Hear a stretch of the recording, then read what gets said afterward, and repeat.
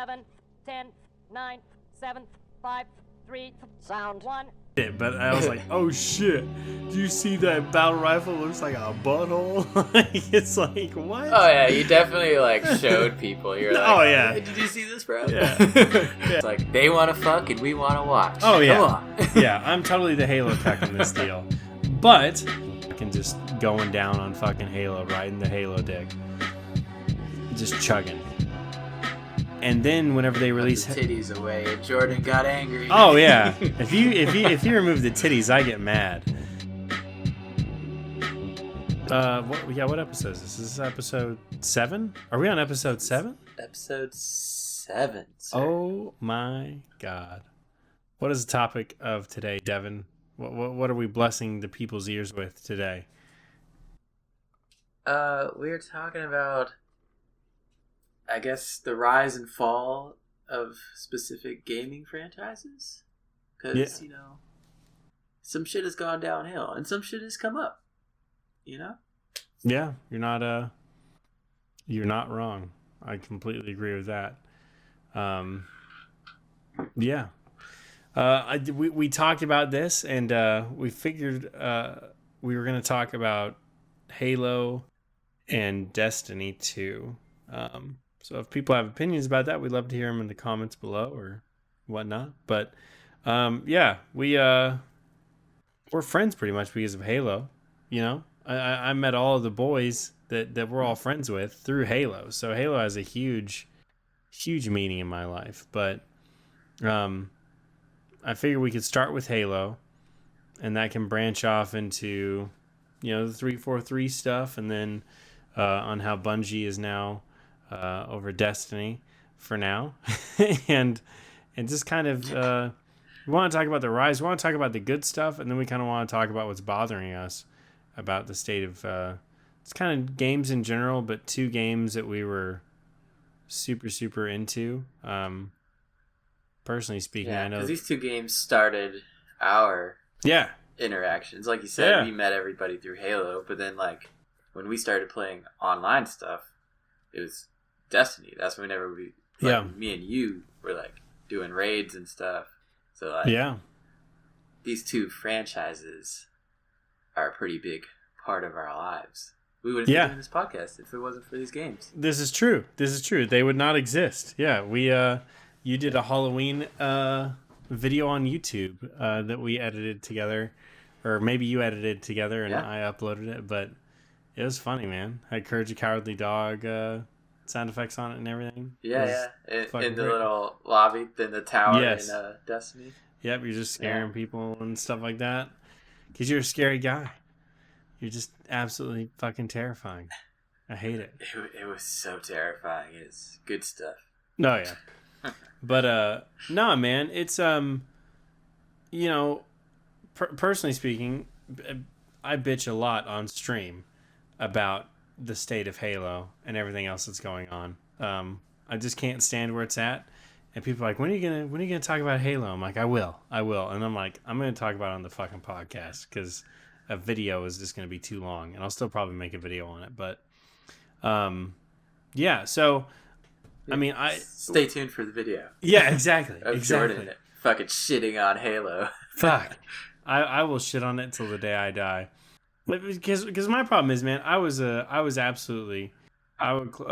classify myself, I should say, as a Halo fuckboy. I actually had a video titled "Confessions of a Halo Fuckboy," because I was a Bungie and 343 dick rider, dude. I was like, hey, these games are fucking great. Everybody's just they're a bunch of pussies, man. They don't understand. These games are great. They can't do anything wrong. They wouldn't get it, man. They wouldn't get it. You just don't understand. But nah, man. I think I started playing Halo whenever I was like 9. Like I don't know what age you were whenever you first played Halo, or what was your first Halo? Well, I started at 1. I had the first one straight on you did. The original Xbox. I mean, you don't start on a different one. No, you don't. Even if you weren't even born when 1 came out, you should still start at 1 just to know what the fuck you're playing. Oh yeah, know your history, boy. Yeah. Isaac has experienced that. Our buddy Isaac has. Oh my god. That's yawning. That's right. He said he didn't start on 1, right? Like, oh no, he fucking started on Reach, which I mean, canonically, timeline wise,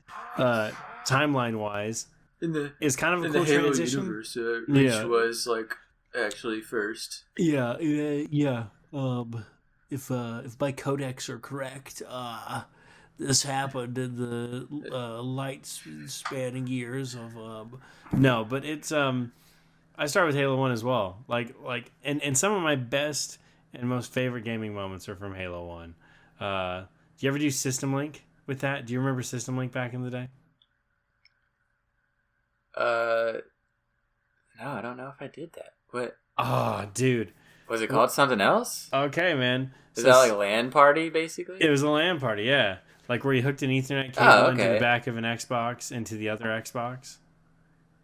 Yeah, okay, yeah. Dude. I never called it System Link. Yeah, okay, a LAN party. Yeah, I've done that, yeah. Yeah, dude. We fucking, one of my best friends on the planet, he ended up, he had a brother, or his brother's friend had an Xbox, and he brought his Xbox over, and they went into, like, his room. We were in the front room, and it was like a 4v4, just batshit crazy, big team battle kind of thing.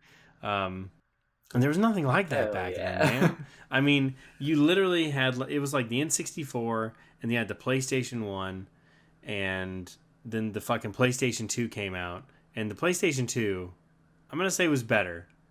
I think PlayStation 2 was better than Xbox, but I went hardcore Team Xbox whenever Halo came out. Like, if there was a choice between getting it on the Xbox or the PlayStation, if they're both available, I got it on the Xbox. Because I was just... Yeah, enthralled with I feel that. I neglected the hell out of my PS2 whenever the Xbox was out. Oh, yeah, man. Well, specifically Halo. Like, I had the PS2 and an Xbox, but, like, what was I going to play on the PlayStation when Halo existed? Man. Like, I just couldn't play anything else. And I think that changed my trajectory of games that I played a lot, because I played, like, Siphon Filter as a shooter that was way back in the day, and that was kind of into like shooter games from that, and it was like a third-person stealth action shooter that I played on that. And then whenever the Xbox came out, Halo, I don't even know how I found out about Halo from my martial arts instructor, actually. And him and his wife would come over, and my dad and me, and my martial arts instructor and his wife would all play it like every Friday. They come over to the house. They played this game called Shrek Super Party. Have you ever played that game back in the day? No, that sounds like it was Mario Party before Mario Party, and I'm about it. Bro, it is Shrek Carnival games, garbage. I bought it at a Vintage Stock, which is like it's a vintage gaming store, just kind of like an EB Games or something like that. They just sell old used games. And, dude, I bought that Shrek Carnival games, and it was bad. I was like, this is nowhere near as good as Shrek Super Party. Shrek Super Party, imagine like everybody in the movie had like a bobblehead sized head. So they were all enlarged heads, and it was the most fun fucking game ever. But nah, man, Halo That sounds amazing. Yeah, we should find it and we should get it. See, I have it. Note that later. Yeah. If there's fuck yeah. Let's find out how to play that. Okay. Let's put that in the notes. Shout out to anybody listening to this podcast. Watch it on YouTube. Comment. And I'm dead ass serious about this. If there's a way for us to be able to, I know that you can like burn the CDs onto your computer, but if there's a way for us to host a server that will allow us to have a multiplayer component of inputs of playing that game, we have to do it. It's Shrek Super Party. We have some ideas for expansions for season 2 of the podcast. Where this is the last month of season 1 podcast, right? So yeah. Only after this month, it's season 2. After this, and then right there, yeah. Switching it up on your asses, but yeah, no, Shrek Super Party was sick, and it was so fucking funny.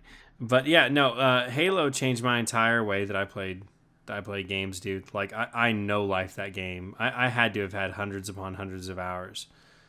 On Halo 1. Absolutely. System Link was incredible. Halo 1, 2, and 3, I'd say I played the most. I mean, Halo 2, I absolutely played the most. In my opinion, Halo 2, possibly still the best first-person shooter game I've ever played in my life. It's the best Halo. There's no debate. Halo 2 is the king of Halo games. That's it. There ain't no debate. Yeah. Anyone that says otherwise has not actually played it like you're supposed to play it. You're supposed to immerse yourself in that game and fucking play every mission. You're supposed to bring your friends around, split screen that bitch, like do what it was meant to do, and then you know that that's the best game, like the best Halo game of all time. Oh, absolutely. That game is the shit. And that's whenever Xbox Live. I think online gaming for consoles was done with Halo 2, I believe. So, like Xbox Live, I think so. Yeah, changed everything. That was just insane on how much it changed everything. So, actually, whenever this is really cool, my martial arts instructor, who ended up being a total douche, but he was cool for the time being. The first time I went, he had a big martial arts academy that he expanded to, and he had a projector that he would use, and it'd go up against this wall, and he had a huge like wall in this warehouse.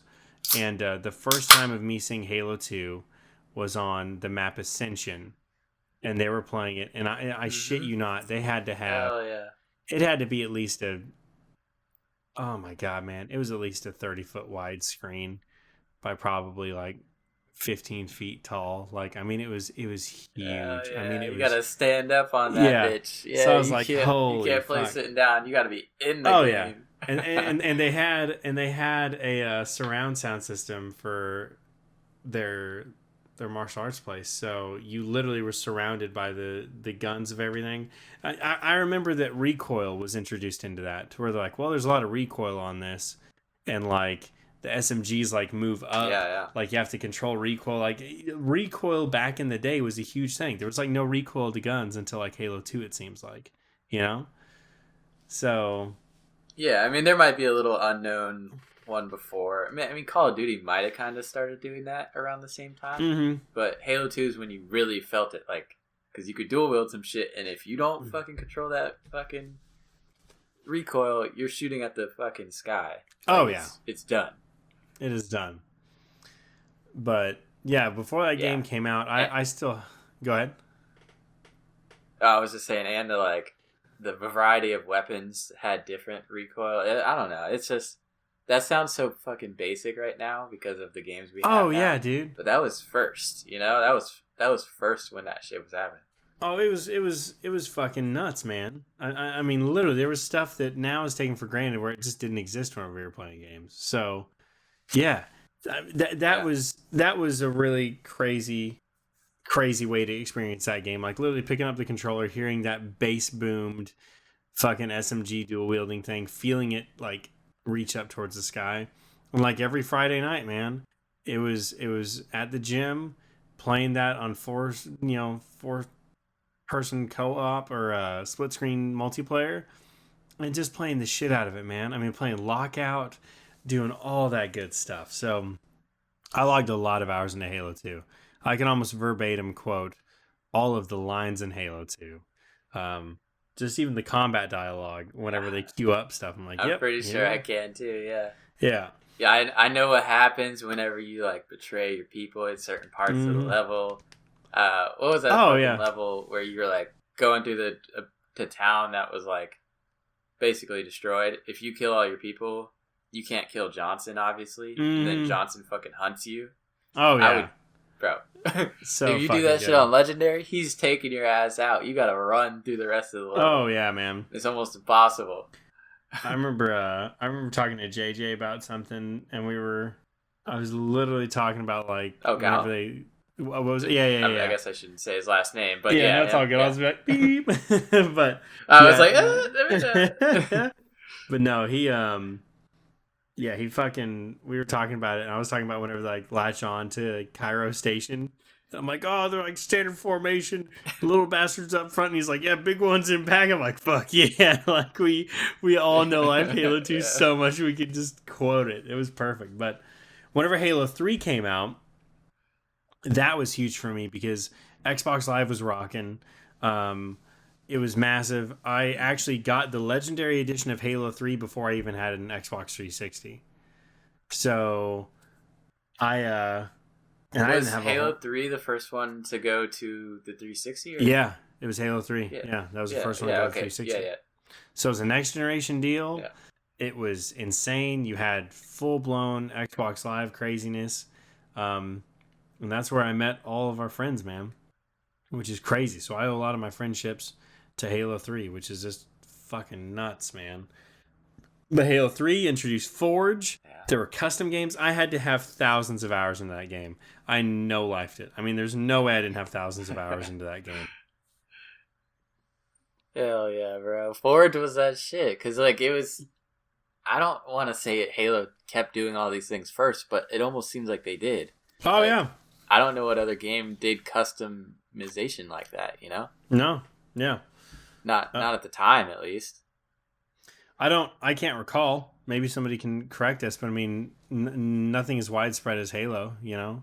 So, I mean, do you remember the porn they used to create in Halo 3 Forge? Yeah. Yeah. For anybody, the dark side of Halo 3. For anybody wondering, you can look up, like, Halo 3, like, I don't know what, file share weapon porn or something. And it's people literally take, like... They'll take like a bunch of battle rifles and like arrange them to where it looks like someone's like ass or someone like bent over. It is the most ridiculous thing I've ever seen. But that was rampant in teenage horny Halo community, pretty much. I mean, we were just a bunch of horny morons. Like... I never did it, but I was like, oh shit. Do you see that battle rifle? It looks like a butthole. It's like, what? Oh, yeah. You definitely, like, showed people. You're like, oh, yeah. Did you see this, bro? Yeah. Yeah. Like, but think about it. I mean, that's, like, mid-Xbox Live, like, parties that, you know, we're not going to speak about what was spoken in that time. Oh, no. Oh, yeah, so, man. Of course, people were making, you know, battle rifle buttholes and... way worse shit, you know? I think Battle Rifle Buttholes might be the title. The title? When I said it out loud, I was like, oh my god, that's funny as fuck. Oh my god. But, nah, it's, Halo 3 is huge. And then from that spawned Call of Duty, which Call of Duty Modern Warfare was, like, insane. That swapped over everything, man. Like... Yeah, Modern Warfare 2, I mean... Modern Warfare 2. The next one that, like... Dude. Rivaled Halo 2. Oh my god, man. I was like, oh shit. I was going through some shit during Modern Warfare 2. I don't even remember what the hell it was, but, like, I couldn't get it at the time. I was just, like, super bummed because, like, all of the bros got it, and I was like, this sucks, man. I didn't get it. I can't get it right now. We were on that shit. Yeah, yeah. And my parents were like, hey... we know you really wanted this, and we got it for you. And I was like, oh, you're the best parents ever. I lost my shit. I was like, thank you. I felt so poor. Like, it was like a shame that I had imposed upon myself. But, like, I was just doing nothing but watching fucking YouTube videos of it constantly, you know? Like, at that time, I was like, cool. It's a billion shitty, like, Let's Plays or just gameplay footages of Modern Warfare 2 where I would just watch the gameplay of it. But yeah. And yeah, well, so bro. Yeah, we were in that bitch. Yeah, dude, I was the gameplay. Dude, and then there was like there was Gears of War as well, man. Gears of War was yeah. Like with their Horde mode. I remember Horde mode being a gigantic deal. That was super fucking fun. Yeah, and I guess around Gears of War 2-ish range is when like Halo ODST came out. I think so. The Horde mode things were you're right. Thing with like every game. Because Zombies was coming out around I mean, I guess Zombies came out a little bit before that, but probably it's the same concept. Yeah. Holy shit, there's a lot of parallels. I'm starting to see why these companies are doing this stuff. They're like, hey, this works. But yeah, they had to compete. You know, somebody did it first, and then they had to compete in their own way. And Halo ODST was like Bungie and 343 ways of competing with Zombies or competing with Gears of War, even though they were better already. But yeah. So I don't know. Some people like Gears of War. I personally thought it was a good game, but it's not competing with those two. I love Gears of War. I thought that the first one's multiplayer was awesome. It was really sweaty. The second one was super fucking fun, and then the third one just turned into a shitlord fest of maybe the first three were great, but like, by the way, to preface this, viewer or viewers, I can sense viewer. it. You know who you are. Yeah, you fucking Mad Penguin about to talk shit. Be like, this is another one of them. This is like the Netflix of game talking. Which, by the way, is a fun. Shout out to the guy on YouTube again, Penguin. We love you because you have the best comments ever. You might be mentioned in a podcast early on, guys, if you leave funny comments. But he literally watched our movie tier list. Or no, it was the Golden Age of Hollywood video. And he's like, this was just a 2.5 hour episode of two guys trying to figure out what to watch on Netflix. And I was like, holy shit. He was like, keep up the great work. And I was like, shit, he's right. This is amazing. But no, this immediately addresses Penguin because he's gonna fuck with me. He's gonna fuck with us. We're bringing up all these things because we're talking about the good times, guys. Because we're gonna get to the point here in a second. Because all these games have come out, right? To focus it, you've got Halo 3, which has Forge, which changed a lot of stuff. You had ODST, which was incredible. It was a spin-off of Halo, but it showed that you didn't need the Master Chief to be successful. People still bought it in. It was a little controversial because apparently they were charging full price, and it was just kind of almost like an expansion, technically. But that game was so well done, I don't even care. You know what I mean? If it was shittier, it should have been a $40 game back then. You know, but you get Firefight. It felt like a full game to me. So, oh yeah, yeah. I was down with it. Did you pre-order it from GameStop because you saw the fucking trailer with Johnson being a playable character in Firefight? Yes, I did actually. I brought my Xbox on a trip to Colorado to play online. I got the Wi-Fi for the fucking hotel, and it wouldn't let me connect to Xbox Live. So I literally played by myself as Sergeant Johnson on Firefight, and it was a lonely experience, but fuck me, did I love it. Firefight was incredible. You had zombies with Call of Duty, which Call of Duty was rocking ass. Like, it was the best thing ever. Also, you could earn stuff. These are glory days of Call of Duty as well. You know, everything. I know we was focused earnable on Halo real hard just now, but every Call of Duty coming out at that time was still pretty fucking badass. They were badass. You could earn, and I think you can still do this. And I haven't played a Call of Duty game in a long time, but I'm hoping that you can still earn weapon skins and stuff like that by just, hey, I got 5,000 headshots. Here's the Red Tiger camo. You know, the camos meant something because you're actively kicking ass. Yeah, I heard they changed it up a little bit. I don't know if they brought it back for the newest one, but they did change up how you leveled and shit. And that was part of the downfall. Like, people were like, what the fuck is this? Here's the deal. But I haven't played in a little while either, so. What's odd, I think, about that is that people, we all want to be rewarded for accomplishing something in a video game, right? We don't want it to be just mindless play. We want to earn something, like, which is strange, you know? Like, you have a goal that you're setting out to. Even Minecraft, for instance, you know? You set out with the goal in Minecraft of what you want to do, you know? You're like, okay, cool, I've got to build a house because I'm going to die.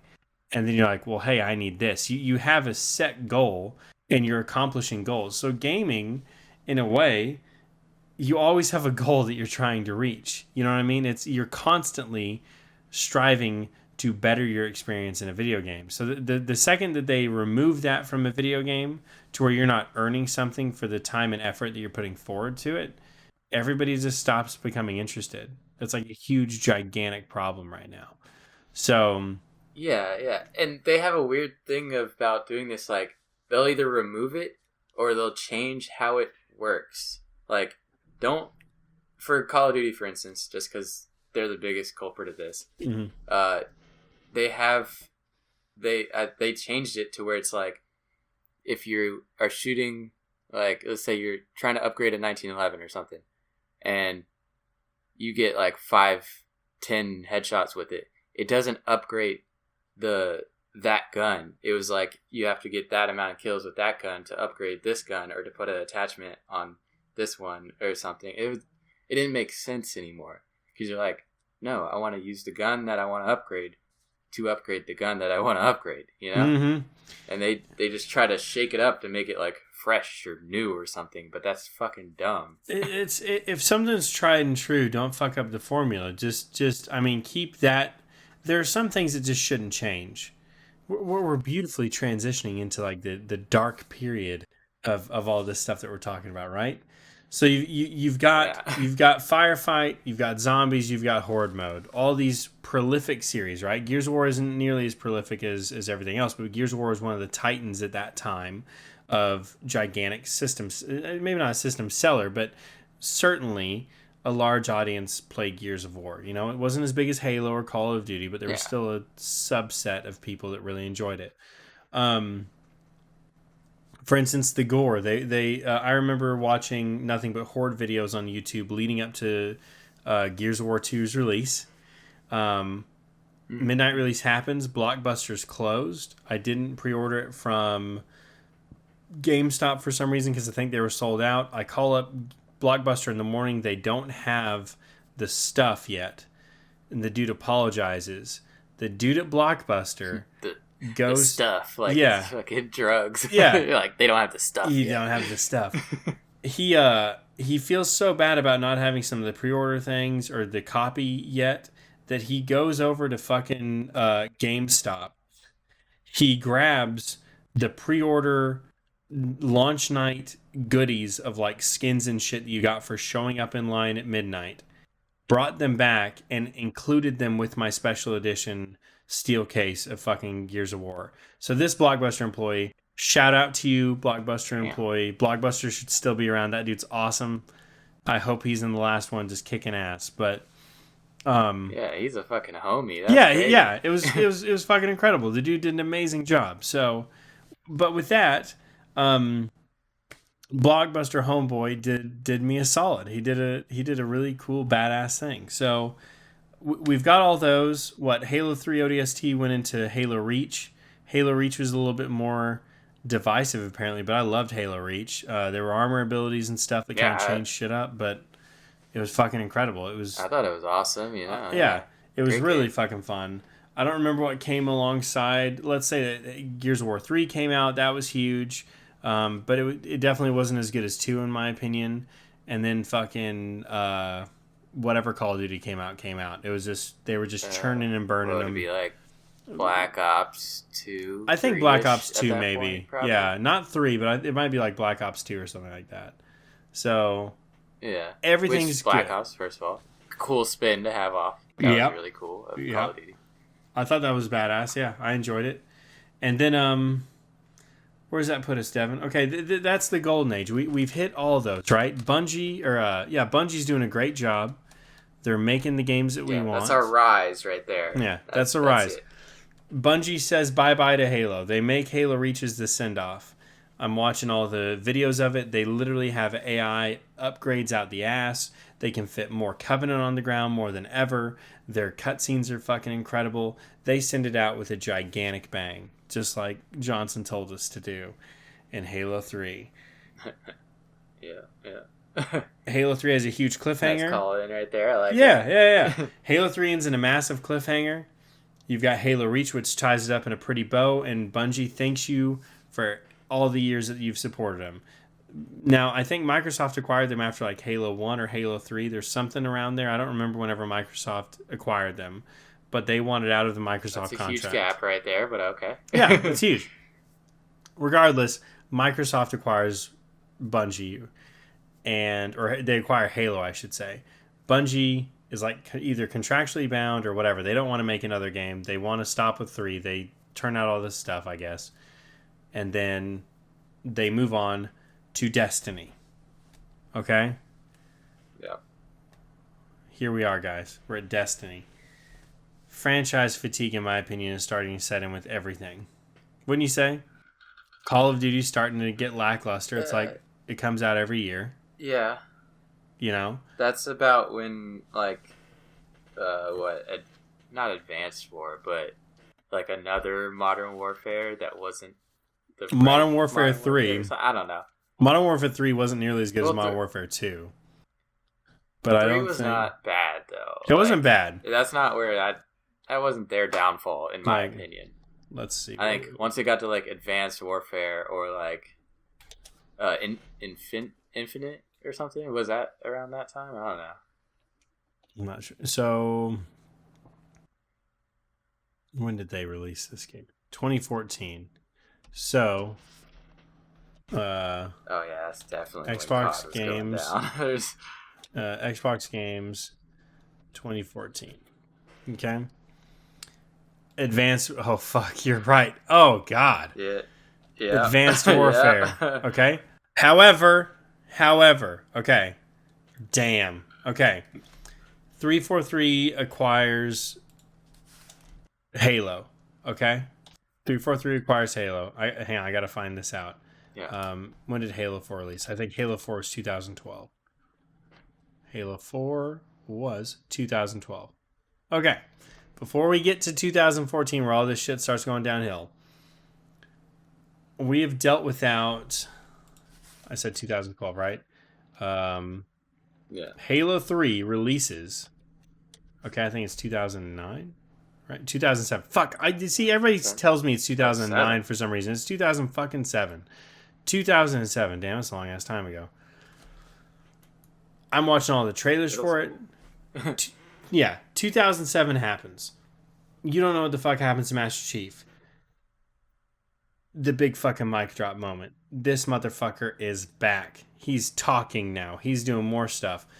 Bungie wants Master Chief to be a ghost in the shell to where you can imprint yourself upon him. You are the Master Chief, yada, yada, yada. I'm fully sold out in the lore. I'm a hardcore Halo fuckboy. I am all down with hearing Master Chief talk more. I think everybody was, by the way. Maybe I'm wrong. Yeah. But no, at that point, it was like, I want to hear what he has to say about all this. We've been on adventures together. Like, what the fuck is this guy? Everything that he said is badass. He might say 5 words in a game. You're like, I became a man. Like, my balls dropped. Like, I have testosterone. This is amazing. So, you literally go, 5 years without Master Chief, and then he comes back? I really enjoyed Halo 4, honestly.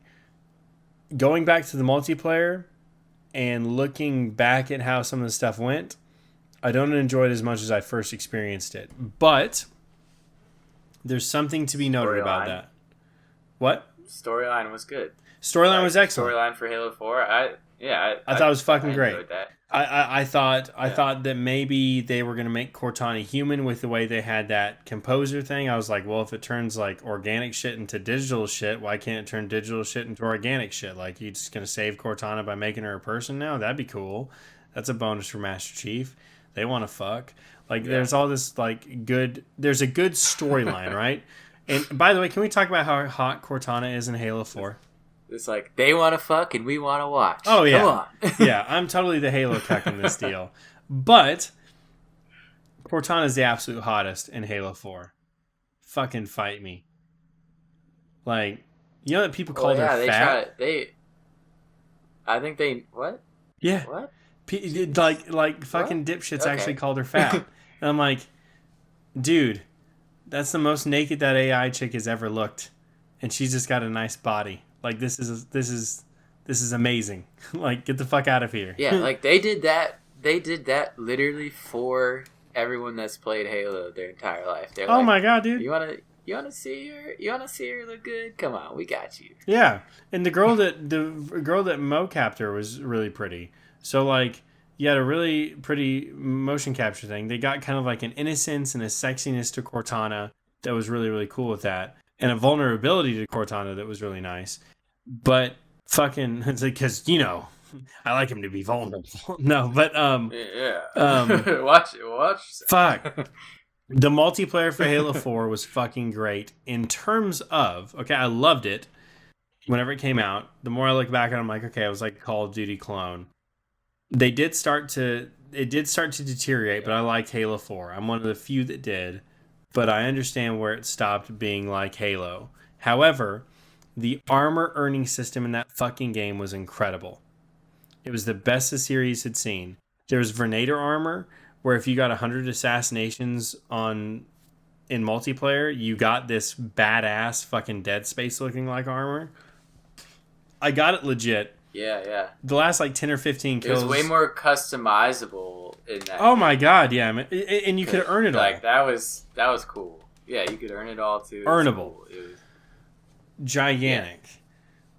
Yeah. Earnable is like the biggest point there, by the way. Earnable armor. Now, granted, I cheesed it with Bryant the last like 15 kills, and then Steven joined, called me some mean words that we can't say on the podcast, shamed me out of the armor, and then I went to proceed to get the remainder of my kills legitimately, but it tainted my experience because I gave into a peer pressure from Brian where I was like, dude, I'm so close. I shouldn't do that.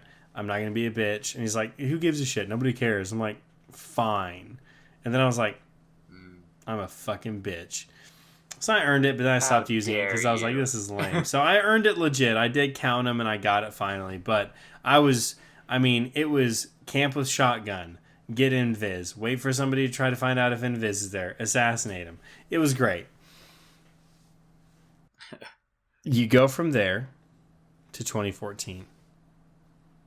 The beginning and the end starts in 2012 with Halo 4 copying Call of Duty. Call of Duty. I mean, I like part of that, but at the same time, they shouldn't have done that. You know, keep your own game. You're a different game. Halo, you're better than that. You know, you are better than that, Halo, and we're going to continue to tear you down as this podcast goes further. For like Frank D. O'Connor, by the way, he fucking he hired people that hated Halo to make it a way that was more palatable towards everybody. Here's okay. Bungie did we're at the branching point now, guys. That segue leads to 343 and Bungie now intermingling with their releases. Yeah. Call of Duty, as I segue away from Bungie and 343, Call of Duty Advanced Warfare sucked dick. Nobody liked it. Call of Duty Advanced Warfare was trying to emulate a future thing, and nobody wanted it. Yeah, I think, that's the one. People hated it. They released... Yeah, it had to have been the worst Call of Duty, I think. Yeah. I mean, Infinite, what was it, Infinite? Sometime after that, there was Infinite. So, that one and Infinite were so bad. They were bad. Just so bad. Almost didn't even want to play a Call of Duty ever again, type thing. I think a lot of people dropped off after that. Yeah. I think I've only played one other Call of Duty since those. And I was like, how do you ruin that? Why would you do that? Why you do this? Yeah, so they fucking do that. They release Advanced Warfare. It sucks. Nobody really likes the way that it's going. 343 then releases Halo the Master Chief Collection. They announced that they're releasing all of the original trilogy, Reach. I believe Reach is a part of it. It's at least all the Master Chief games, right? On one deal, all the way up through like Halo 4 or some shit like that. I think, up to Halo 4, because this is the Xbox One. That's right. The Xbox One, I think, releases in like 2004. Yeah. So, Xbox... I don't think Reach was on it, because they were that was Master it. Chief. Yeah. Okay, so 2013. November 22nd, 2013, they released the Xbox One. So now we're in the new generation of stuff. They don't release Halo 4 for it, I don't think. I think it's... They add it eventually. Or Reach, I mean. They add Reach eventually. So... Yeah. Anyway. Yeah. They released Titanfall. Fucking love that game. Titanfall, although I've only played a couple hours of multiplayer for the second one, is one of the coolest fucking games I've ever played in my life. To reference this, by the way, Devin, my uncle calls me about Titanfall 2. Okay? My uncle's like an IT manager for some place. I can't dox him like that. Anyway, my uncle, he's an IT manager. He's somewhere. like, where? Give me the address. Yeah. Shit. He calls me because he's gonna get an Xbox for my cousin, and he's like, "Hey, have you seen this Titanfall 2 game?" And I'm like, "Yeah." Like the trailer's like the dude's like sliding at it. This is another segue. Sorry. Enjoy the ride, bitches. What was the coolest part of the first Transformers movie? Because if it's anything other than Josh Duhamel screaming, sliding off of the motorcycle, and shooting a grenade launcher into a Transformer. Yeah. So that shit was badass. Yeah. So whoever did the Titanfall 2 fucking trailer where your guy is sliding in between the legs of your mech and your mech grabs you and throws you back into the cockpit and you start fucking shit up in your mech, I know that person had to have seen Transformers and shit themselves and gone, we have to do it. Their favorite movie, honestly. Oh yeah, like fuck off. It's too perfect. So it's amazing. Titanfall redefines a lot of shit. It is just badass. Master Chief Collection by 343. Go ahead. Sorry. The sad thing about Titanfall was they dropped it. Like, I don't know the exact date, but I know they dropped it between a Halo and a Call of Duty. So, like, it just didn't get No, they dropped it between a Battlefield and a Call of Duty. And is there a Battlefield on here? Didn't have the... I don't remember which Battlefield it was. But they just dropped it too close to, like, a game... Like, games that already had huge followings. Well, look at this, man. I mean... Attention. Oh, fuck.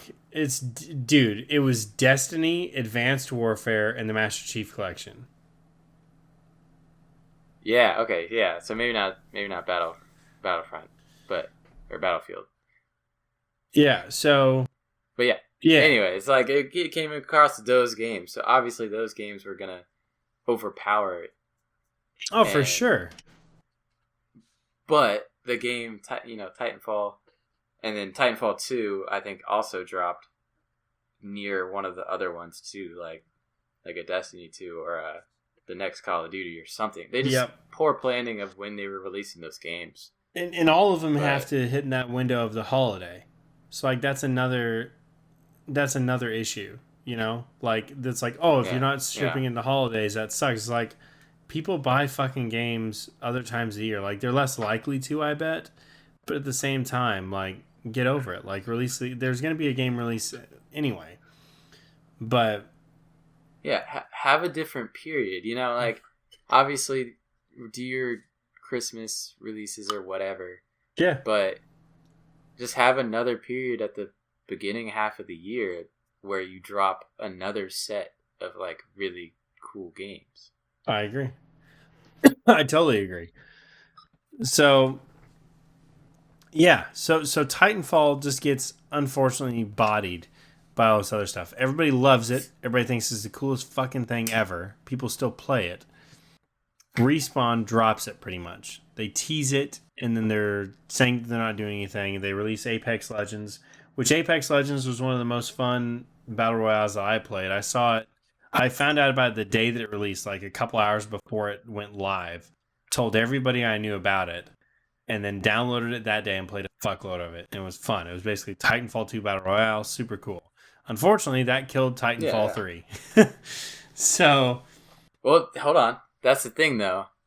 I saw an article, I think it was yesterday? Or maybe today. I don't know. It's really fresh on my brain. Fuck with me. They started fixing all, like, patches and shit of Titanfall 2. Because that was a big problem in Titanfall 2. Like... That's right. There was would, like, disappear or like there's a hacker people group could be hacked and shit. Yeah, there was like you remember for those of you that might not have been born yet or at least gaming at this scale, whenever Left 4 Dead came out, there was a fucking I think it was Left 4 Dead 1 or 2. One of them. Christmas. I think it was 1. Yeah, Lizard Squad fucking hacks Xbox Live. And it's down for like 4 days or a week? Like, it's fucking nuts. felt like an eternity whenever you're a teenager. Long. Yeah. And it was during Christmas. So nobody could get on Xbox Live. Everybody was just in jeopardy. It was just terrible. But, yeah, Titanfall 2 was just abandoned with a situation like that. Like, I played Titanfall 2 normally, not knowing that I could have been hacked at any point because I was playing... And they shouldn't allow that, by the way. You should be legally liable that if my shit gets hacked because I'm playing an online game that you're providing, I shouldn't be at risk of playing your game that you made.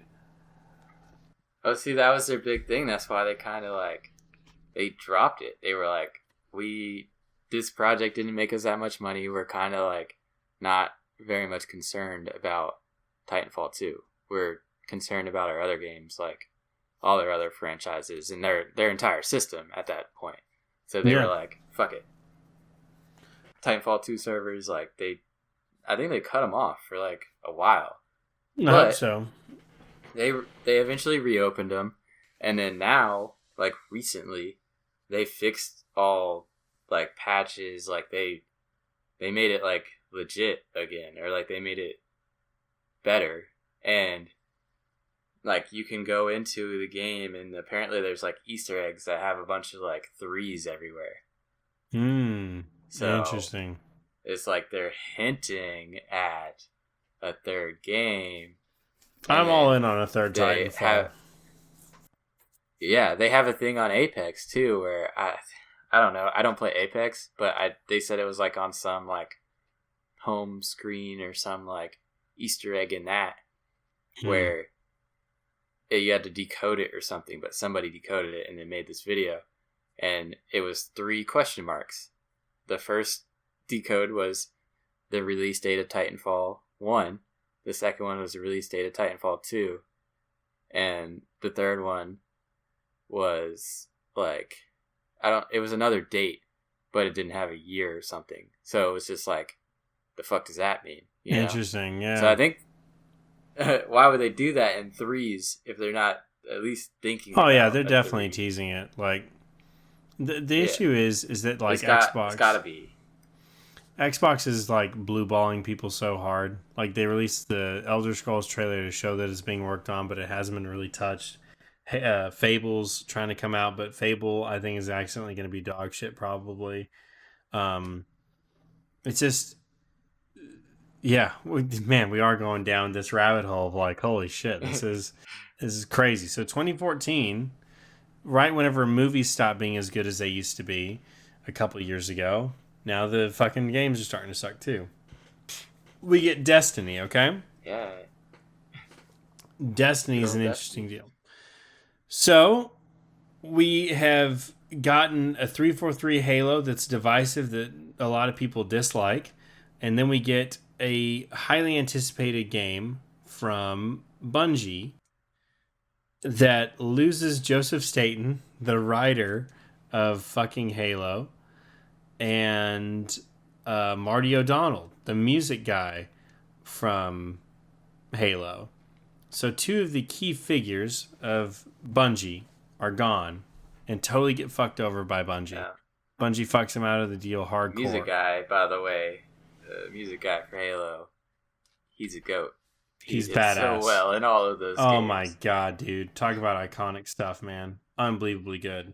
I wish I would have downloaded all of his stuff. I need to find like some way to download it, but like he's like, he got in legal trouble because he was releasing music that was like, you know, licensed or whatever. It was his music, but somehow the licenses were weird, and he had to release a video that was like, hey, like, I'm sorry.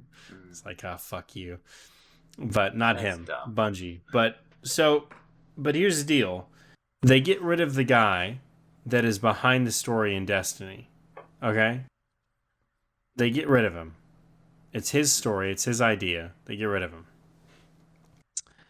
Destiny releases, and its gameplay is fun, and its story is absolutely fucking dog shit.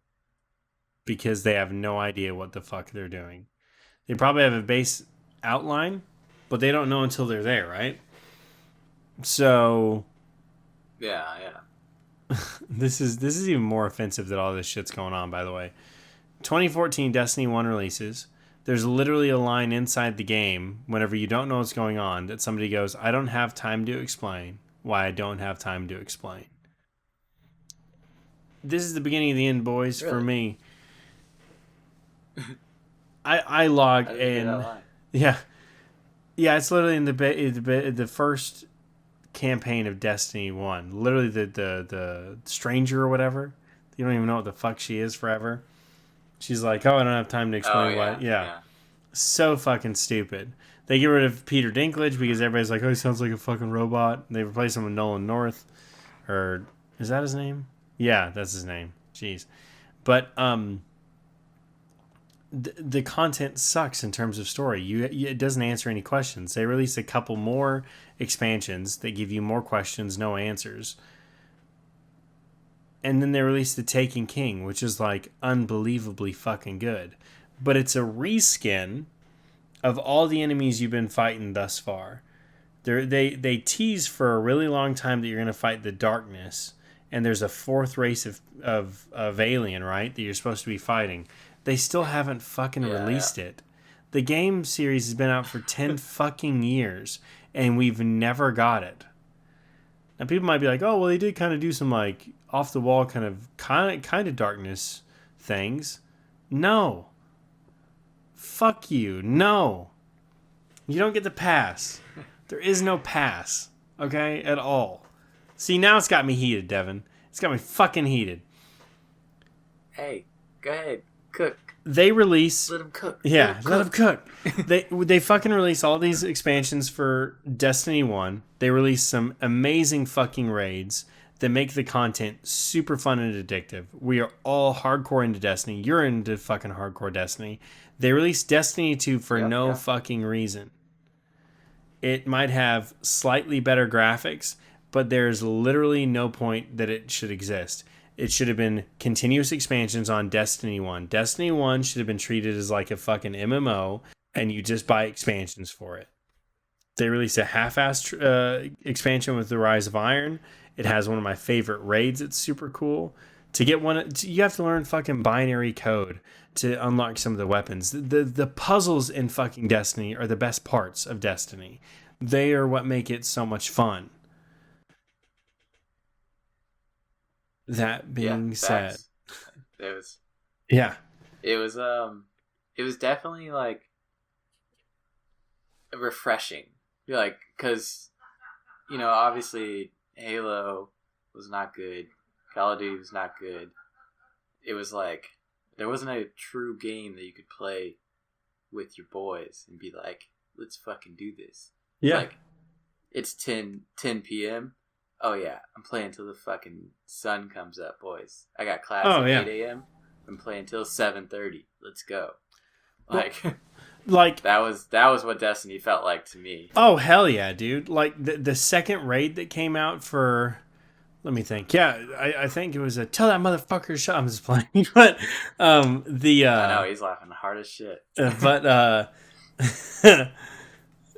I just thought of the joke of technical difficulties, but no, the fucking Crota's End or whatever was a raid that came out, and I wasn't playing with Brooks or Steven at that time. It wasn't like I had a beef.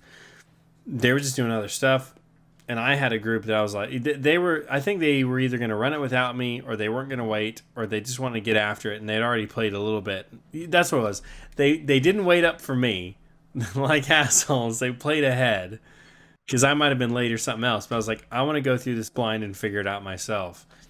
And trying to figure out the mechanics and what works and what doesn't is so much fun. That is where Destiny thrives, is in those raids. That is where the game is truly fucking good. That is the best content for the game. Some people might not be about that. It's super intense. But the game shines right there at that level. So... Yeah, it was definitely intense. Like, you had to really want it. Like, it was not a given that you could beat those things. Oh, yeah, dude. It took forever. And then once you started to defeat it, you did a good job. Blah, blah, blah. All right, Halo 5 released in 2015. Excuse me. Yeah, Destiny 2 had to be, like, what, 2016? 2017. Okay. 17. Okay. So, Halo Master Chief Collection, utter failure. 343 releases it, you can't even fucking play the game. It's forcing you to be online, and it doesn't even really work. So it did do that. I forgot about that. Yeah, it really fucked you. It was so bad. It was widely regarded as the worst video game launch of all time. We're talking about a franchise that said they didn't sell a whole hell of a lot of Xboxes, but they sold a shit pot of Halo. Halo sold the Xbox like a motherfucker. Halo 2, okay. I think it was, Halo 2. Yeah, okay. Halo 2 outgrossed Dead Man's Chest.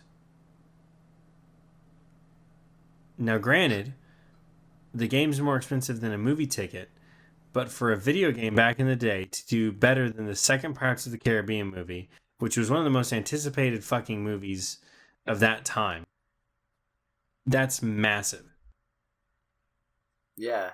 I mean, fucking Johnny Depp was killing it in that time. Dude. That was his bread and butter. Like, everybody wanted to see what Jack Sparrow got going on. Oh, for fucking sure. Was like, nah, we want to see what Master Chief got going on. Yeah.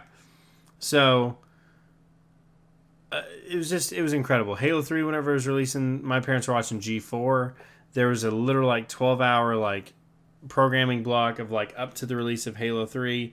It was incredible. It was super fucking fun.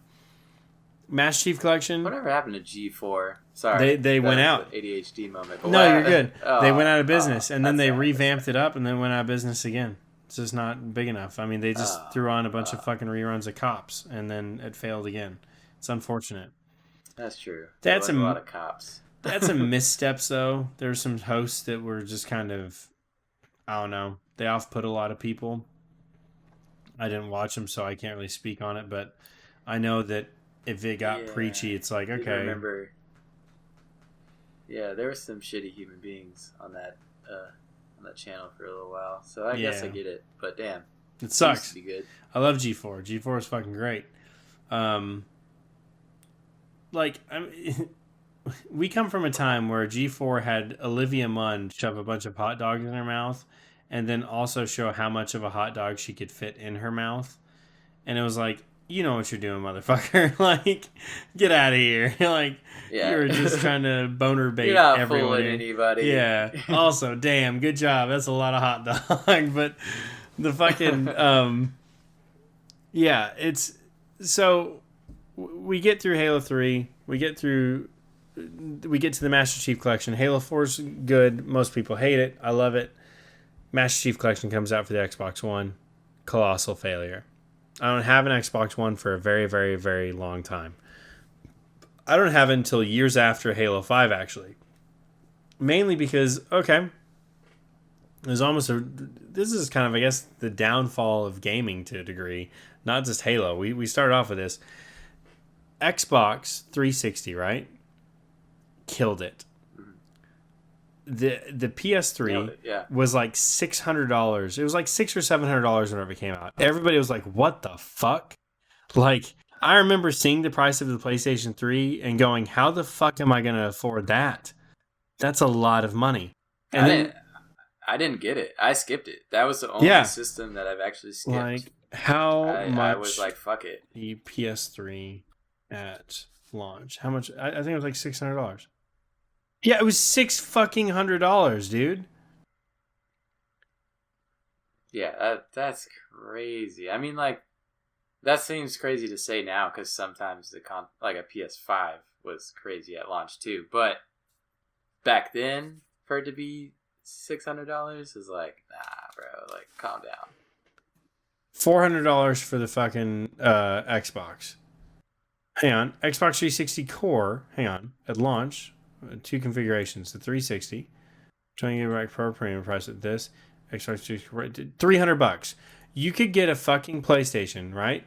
One of them was $500. Another one of them was $300. Okay. Yeah. Xbox One. Okay. I owe some of my best friends on the planet to Xbox. Xbox will have a nostalgia factor in me because of who I met through it, right? but they also valued everybody's time. They didn't overcharge you for a console. Sony fucked up and lost the gaming war, right? Hit 2014. Yeah, Xbox was definitely winning in that time period. And then you have some suit that comes out and wants to talk about the Kinect that's required and the always online feature and on how you can't share games with anybody anymore. And then they're talking about sports and TV at a fucking video game thing. I like TV. Yeah. I don't fully give a shit about sports. I mean, sports are fun. I enjoy them whenever I watch them, but like, you're a bunch of overpaid fucking babies. Like, get over it. You know what I mean? You're playing a kid's game. Now, granted, you have to do some pretty intense shit. I'm not going to knock professional athletes, but you're overpaid. Shut the fuck up. You suck. But. Yeah, they are... I'm a big sports guy, but they are very much overpaid. Like, that's kind of ridiculous. Yeah. I get it, you, like, honed your craft here, but, like... Now, granted, there's a lot of sacrifice that goes into it. Doctors and, like, rocket scientists and shit. Like, you're literally making... You're an entertainer. Top-tier money. To entertain. Yeah, to play a game. Russell Westbrook... At the end of the day. Yeah, Russell Westbrook was making, like, what, $50,000 every quarter or something like that he played, or like every minute he was making X amount of thousands upon thousands of dollars. Whenever he made his like extension with OKC, he was fucking nuts. That was ridiculous. I love Westbrook. Hey, don't get me wrong. I love Russell Westbrook. I think he's awesome. But he made an obscene amount of fucking money. I think it was like $50,000 a game. And I mean, if a fucking game, I mean, holy shit, dude. I mean, if a game lasts like 4 fucking hours, I mean, come on, dude. He's making $12,500 every hour. Like, what? That's cool. Crazy. It's crazy. So, this guy's talking about sports, TV. Xbox loses. Here's what I hope that PlayStation really did. I hope that at E3, whenever they saw that announcement, they went behind the scenes. Because if you remember, the PlayStation is $400. The Xbox is $500. It's $399 for a PlayStation 4. And their thing of like sharing games. How to share games on PlayStation? They hand the other friend a copy. They turn and go, thanks. And look at the camera like, fuck you, Xbox. PlayStation kicks basic ass. They resumed the throne that they had lost due to the PS3. PS4 is crazy. I get Destiny for it. I sink hundreds of hours into Destiny with the bros. Xbox One comes out. I'm already linked into the fucking PlayStation, so who gives a shit? There's no good games that are coming out for it. You know what I mean? Titanfall is the main game that I would want for the Xbox One. You know? And Halo. And then Devin. Yeah. They released Halo 5. A mistake. A big bad mistake. Really sad, actually. Old buddy of mine, Dustin, he fucking tells me I hated it. He gets the beta. He's like, I hate it. Doesn't feel like Halo 5 at all. He's like, it doesn't feel like Halo at all. The guns suck ass. Blah, blah, blah. I'm like, man, you're just being a hater. There I am, like, fucking just going down on fucking Halo, riding the Halo dick. Just chugging. I don't play the game for a couple of years after its release. Finally scrounge some pennies together, get an Xbox One, start playing Halo 5. I own a copy of Halo 5 forever. I don't own a fucking Xbox. Same thing as the 360 with Halo 3. I play Halo 5. It's absolute dog shit. The story's awful. It's misleading from every little bit of campaign. Bad. It was so bad, bro. The marketing was a lie. It honestly made me sad. It made me so sad. I was like, why even do this? You're hurting my childhood. Oof, right in the childhood. Yeah. God damn it. What do they do, Devin, for customization? Do you earn it anymore? You do. You do. Nice.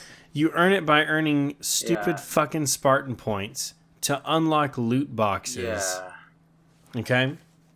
So you can't just... Yeah, you couldn't actually, like, get what you wanted. It was just like, oh, maybe you'll get it.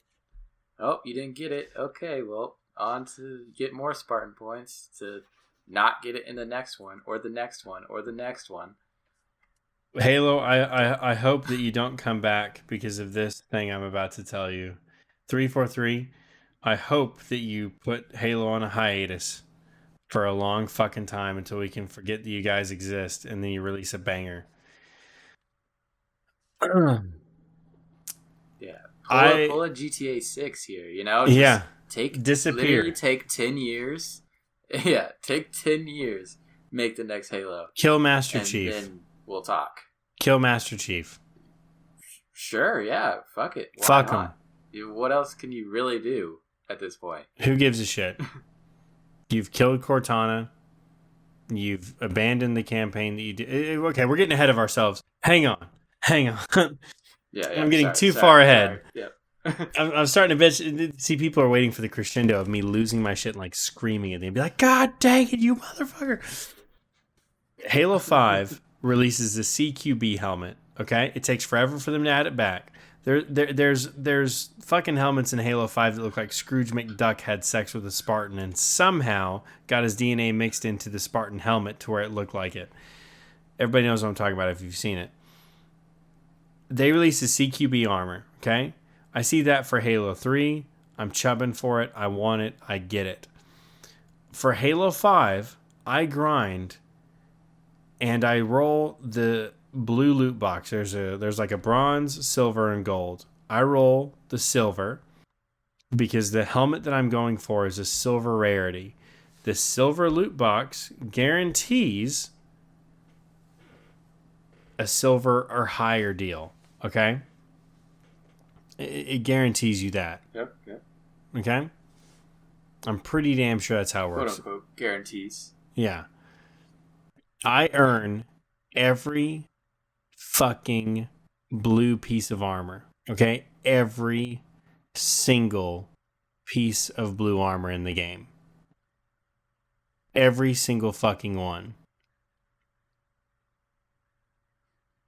My last roll to get the CQB blue rarity helmet results in a partial refund of my points and like some like cards that increase my damage on their Warzone playlist. I roll it like 20 fucking times. The listing literally guarantees you a blue rarity. I never get the CQB helmet. Ever. It's a fucking lie. They paywall that bitch behind the fucking gold one. I never get it. I literally see its rarity. They never let me fucking get it. Ever. It's a fucking lie. Do you know on how much Microsoft makes off of these little jackass loot boxes? Hang on. I'm sure a fuck ton. Yeah, I would imagine. Let's find this out. See, that's something about Halo 5 that was just upsetting too. It's like, I'm sure you're not the only one that ever like that experienced that. Yeah. So it's like, why are you fucking everybody? Oh my god. Yeah. Wait, is that the amount they made? Oh my god. Let's see. When Halo 5 released last October, it gave players the ability to buy weapons and items for the Warzone multiplayer mode with the REC system. While you can just as easily earn REC credits through playing the game's various multiplayer modes, 343 also let you pay with real human money to buy REC packs of different sizes and value. One of the packs is priced at $100, and the profit for the REC packs is pretty dang big. How big? 1.5 million big. Microsoft confirmed as much today when they revealed that the microtransactions have increased the World Championship winnings to 2.5 million. It is now currently the biggest individual prize pool in console esports history. Whatever you feel about micropayments, there's no denying there's a market for them. Congratulations to Microsoft and the folks at 343 who have worked on Halo 5. Have fun Scrooge McDucking into your pool of money for the next 2 years. So I'm guessing that is by the time of that article. So it released in October, last October. This is in February, dude, in 4 fucking months. In 4 months. This game earned 1.5 million in microtransactions. Okay? You don't earn anything in the game anymore. You have to just earn points to unlock the armor that you want to do. We tried to make a Halo fucking machinima around certain pieces of armor, and the only way to get the armor was to literally grind Halo and then cast people who played the game more as certain characters that we could have. We couldn't earn anything that we wanted to look unique. There might have been a few pieces of armor, maybe. I might be wrong where you could earn them, but there was none. There wasn't. Because I remember we had a huge problem trying to do that. We were like, oh, we need a different character here. We need a different character here. And everybody's like, oh, yeah, I don't have that armor. Or I don't have that armor. I don't have that armor. Like, I think there was like the... change colors. Yeah. I think they released like the Halo Combat Evolved armor for like the Mark V armor for everybody. Universally for like a treat. We were like about to just do that just to... Oh, yeah. Yeah, we were going to do that to fix our problem. But it's like, nah, that doesn't actually fix our problem. We wanted it to be special. Oh, yeah. The Forge, by the way, in Halo 5, really fucking good. Really enjoyed it. They did a great job with the Forge on that game. But the art style completely went out of left field. The guns all sucked. 343... Let's start the 343 shit train. 343's weapon sandbox is dog shit. They remove some... There are clear counters to every weapon inside of Halo, right? Without question, there are counters that are the Covenants versus the humans. Everything that 343 adds to the pool that's new, pretty much, is a utility weapon. It has some secondary function that makes it a little bit more odd, but it also makes it a little less effective from everything. Halo 4 is a little bit better. Halo 5 actually still did keep with that. It brought back some classic weapons and stuff, I think, but it was over time. And they had the most variants of weapons ever for Halo 5, and it was fun. It was actually kind of cool on that deal. I did actually have fun in Halo 5's multiplayer. But they fucked it up with the way that you earn stuff.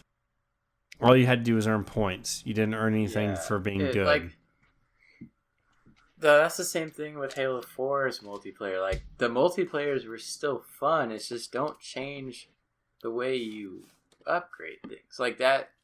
Well, I mean, you could still earn it on Halo 4, though. That's what was so beautiful about it. Is like, you could earn the fucking gear. That's what I'm saying. Okay, From Halo 4 to 5, why change it, you know? Yeah, well, money. Because... fucking money, dude. So dumb. Like we'll make expansions, make pack, like, do the transactions or whatever, but, like, still keep the upgrade system. Just upgrade up to a certain point, and then you'd be like, okay, well, now you have to buy this if you want this, or you buy this if you want this. It just keeps your audience for a longer time period. It's... yeah, I mean, it's just... God, man, it's just fucking release. If you do microtransactions, just release it a little bit different, you know? Maybe not make it the same. Maybe make it look slightly different from everybody. Be like, hey, this motherfucker paid for it. I earned it. You know what I mean? Shame them. You know? I mean, people care about that shit. Like, you're going to get shamed out of the thing that you bought. Shame. Like, yeah. Ding, ding, ding, shame. Yeah, exactly. But... like that pissed me off. So Halo 5 it was just very off-putting to me. There was some really fun fucking aspects to Halo 5, but it was just not Halo. Now we go to Bungie again. Yeah. Bungie releases. Let's talk about Bungie's. Are we talking about Bungie's like Destiny problems, or are we going to talk about Bungie's more recent problems? Well, we got to hit Destiny 2 now. We got to get to the chronological deal. Problems. Yeah. See, this is a more beefy podcast than we thought. You guys are welcome. Yeah. No, you're right. Destiny 2 is releasing. All right, and I'm all for it. Rise of Iron I enjoyed. They're on a hot streak. You know, the game has some good expansions. They have a lot of fucking mediocre expansions, but the raids are fun as shit. I'm going to get Destiny 2. All the boys, I don't know where they're getting Destiny 2 on. I think I get mine for Xbox because I'm going to play with a different buddy on it because I'm like, hey, I like to move over to Xbox. I think we're thinking about some like machinima with Destiny 2, all sorts of like stupid fucking plans. I pre-order. I think I got it for Xbox as well, just because everybody was going Xbox. Because Destiny 1 I had for PlayStation 4. And yeah. I went Xbox One with Destiny 2. I think I went Xbox because all of the guys were switching over to PC gaming. I think that might have been a big contributing deal. That's what it was. Yeah. So I was right. Because it's like, I don't know why I just like chump everybody off whenever I had more players on the PlayStation 4. But yeah, so they're all going to PC gaming. I decided to go to the Xbox side of everything. And the fucking campaign start for Destiny 2 was incredible. They did a really, really good job of that. I thought the music, I thought the artwork, I thought everything was fucking great. Destiny has the best set pieces in a video game I've seen. Their skyboxes and their set pieces are second to none. The game is incredible with that stuff. They're awe-inspiring, captivating areas that you go to all the time. The environments in Destiny alone are fucking incredible. There are some hits and misses for sure, but for the most part, they do a great fucking job of that. Where they absolutely fall short is the story. Yeah. You're never given answers to questions that you've been asking since Destiny 1.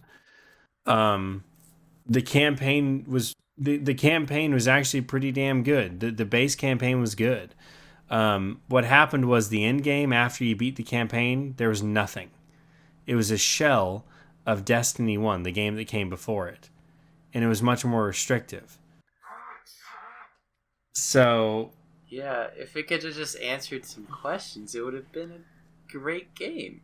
Like, they don't know what the fuck they're doing, dude. That's why.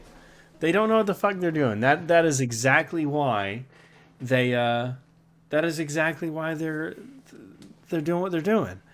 So... figure it out. What are you doing? Like... I don't know. I just don't believe a game, because, yeah, we obviously know the state of them now. But, like, a game that started off so good and kept going like that, have a team of people fucking try to figure out the end goal. Whether you even ended at Destiny 2 or not, at least start the end goal. You know, you could bring us Destiny 3 in a little bit later if you just start that in process. Now you're actually fighting the final enemy. Boom, Destiny 3. Or Destiny 3 is you fight the whole enemy. Or implement the darkness finally. You've been teasing it the whole fucking time. That's what I'm saying. And we've never got it. Brought in the darkness at the end of Destiny 2 and then had your expansions here and there. Have Destiny 3 be literally you fight the darkness the whole time. Like, you go through that entire adventure to finally end this shit. The end game is nowhere to be seen. People that leave rave reviews for it on YouTube are literally having to re-review the game and be like, by the way, I was fucking wrong. This is dog shit. There's nothing to do after you beat it. They fucked up. Bungie and through the course of fucking Destiny 1 did the exact same thing. They'd release a couple mediocre expansions. People would shit on them because they don't answer any questions, produce more shit. It's all mediocre. Then they release a highly acclaimed fucking DLC where people are like, holy shit, this is so much fun. You sink a shit pot of time into it. With Destiny 2, that was the beginning of the end. I really love Destiny 2. I had a blast with it. I played it so fucking much. I loved it regardless because the set pieces were fucking great. I wish that the end game was better, but I was very forgiving of it. And then they release Forsaken. It's back up to form. It's doing the same thing that Taken King did. Hey, it's fucking good now. You know, you're weathering the storms because you know it's going to get better. This, that, and the other. Well, then they start to release the Destiny Content Vault, where they remove previous expansions that you paid for to fit space for the new ones. Now, regardless if this is after... I forgot about that. So, if you bought Destiny 2 with all the stuff up to the Forsaken campaign, at this point in time, Bungie has removed the base campaign from the start of the fucking game. They've removed the 2 expansions after that, and they've removed the Forsaken expansion. You would literally buy the fucking Forsaken copy at Walmart and shit. So now, if you were buying it, you'd be buying an install disc with none of the content on it now. Rather than learn how to squash their game down more or make people ride the fucking Call of Duty dick, which, by the way, Call of Duty at this point, everybody, is now like 250 megabytes to download the fucking game into your computer console. If you got a 500 gig console, the only game that you can fit on it is Call of Duty, and that is what Call of Duty wants. They want to be the only thing on your system so you do nothing but play that game. Because you spent $60 on it, and you want to get your fucking money worth. So, it's just... That was fucked up, though. Like, why would you... Halo 5 did the same thing, by the way. That was like a 100 gig game. It's like they didn't know how to make their fucking game small. I had to get a external fucking storage thing to play Halo 5, which was a waste of money, obviously, because Halo 5 sucked. It sucked basic ass. And it becomes even bigger, by the way, if you have more forge files. So Bungie starts to fuck up, and people start falling off of the game again. And then they release the Witch Queen. Okay? They released a Witch Queen expansion. Yeah. Everybody's flipping the fuck out. It is incredible. It looks really, really good. It's answering some questions. It's giving some really good enemies. All this, that, and the other. They now release like the annual pass to where to access dungeons in the game, you now have to buy a dungeon key with real life fucking money to access the dungeons that help continue part of the story and stuff. The dungeons are now sold separately from the base expansion. See, that was when they like really, really started losing me because I don't spend money on games. No. I buy the game, but I don't like to spend more money than buying the game. $60 is a lot of money. Stop playing games like that. And with tax, it's like $65. $60, and then I'm not gonna spend that, and then spend another fucking. I don't even know how much it was. It was like, let's say it's $10, like 30, to get all of them. Because there's a few of them, so you have to get like. Oh well, the Witch Queen expansion was fucking. The Witch Queen expansion with like the annual pass was like $100 or something like that. Oh, yeah. See, even worse. There's by the way, there's a paid for battle pass in the game as well. The game you're buying also has a battle pass that you also have to pay for. And they introduce a microtransaction shop. Like 3/4 of the way into Destiny 1's lifespan, I'm pretty sure they introduce it later on. They introduce the Eververse store, which is a microtransaction shop, like 3/4 of the way through Destiny 1's lifespan. Yeah. And it's super fucking lucrative. And now they're making stuff harder to get. They're just doing everything wrong. So Bungie now, they get bought. Yeah, let's get to current day stuff, right? Bungie now is acquired by Sony, which everybody thinks is a good thing at the start. Bungie lays off a fuckload of employees. The executives refuse to... Well, see, Bungie... I don't think Bungie's been fully taken over yet, right? It's just... Sony definitely has... Sony has Destiny 2, but I think that Bungie retains a lot of control over what they're doing. But the layoffs were Bungie's decision for cost cutting, but they didn't make any of the executives take a pay cut or reduce their bonuses. So the management still got taken care of. All the employees were let go. And then, apparently in this article that we're reading, there's a takeover to where I forgot about this. current day, the reason why the stakes are so high for Destiny and Bungie specifically, they release, what was it called? Lightfall. Whenever they're in the middle of talking about that Destiny content vault, oh my God, I forgot about this. This is so great on how much they're douchebags. I told you about Destiny content vault. He's like, the DCV. He's talking about like it's all cool. Like, yeah, fuck yeah, the DCV will vault old content and bring new content out. You paid me and sucked my dick for this, and guess what? I punched you in the top of the fucking head and said goodnight. This is what I did. DCV. They talk about the next 3 expansions they're releasing for the game. The poster for Lightfall, they're like, Lightfall, oh, what's going to happen there? Lightfall, I don't know. That sounds like the light that you've been trying to defend is falling. It has a big fucking pyramid on it. The pyramid ships that have been teased the entire fucking time since fucking Destiny 1. This darkness, you're thinking you're going to get a new race, you think you're going to get all this other stuff. Lightfall ends up being a fucking like neon 80s themed fucking expansion, and it's dog shit. They literally set it up as the beginning of the end, or the end of Destiny's saga, and it's a bait and switch. The campaign lasts for all of a couple hours, and it's a complete bait and switch. And everyone fucking hates it. And it answers no questions and gives you more questions. Or it gives you no answers, rather. Sorry. It gives you no questions and gives you all the questions. It gives you no answers and presents more questions. And now where we're at, of course, they've pushed back the final shape. Because now you go inside the Traveler, and Cade, who they killed off in fucking Destiny 2, the best character, they've somehow brought back to life. And on top of that, they bring back grasping for air. That's crazy. They kill Cade 6. They kill his ghost so he can die.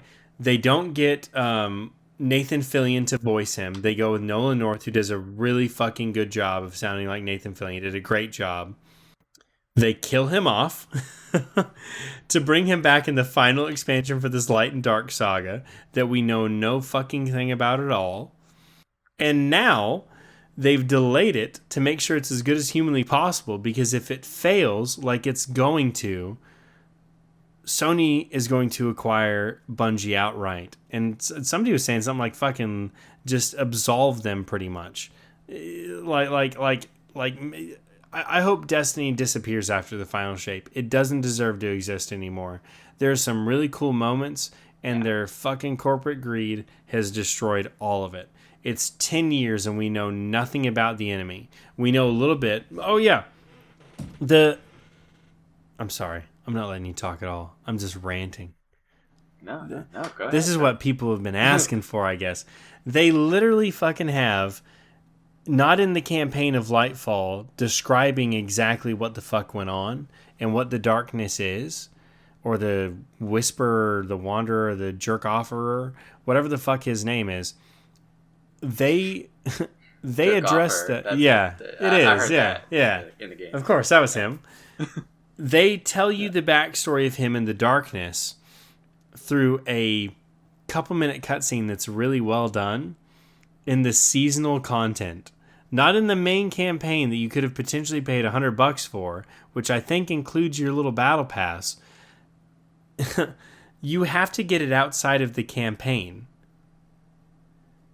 What? Go fuck yourself. No.